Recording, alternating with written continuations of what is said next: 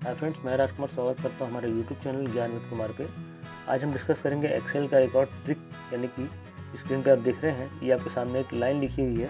इसमें अगर आप ध्यान से देखें तो पूरी लाइन एक रो में लिखी हुई है, बट मुझे ये जो लाइन है वो नीचे के 2 लाइनों में चाहिए, यानी कि पूरी लाइन जो है 2 लाइनों में चाहिए।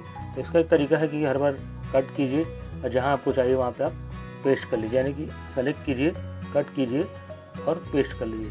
बट ठहर जाइए, ये ऑर्डिनरी तरीका है। मैं आपको बताने जा रहा हूँ बहुत ही सॉलिड तरीका, जिसके माध्यम से आप बस 1 क्लिक में ही इस चीज़ को कर पाएंगे। तो इसके लिए कुछ नहीं करना है आपको।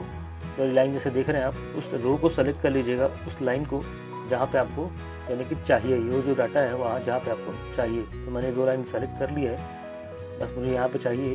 अब हम होम टैब में अगर आप क्लिक करेंगे, होम टैब में देखिए मैं होम टैब में क्लिक करता हूँ।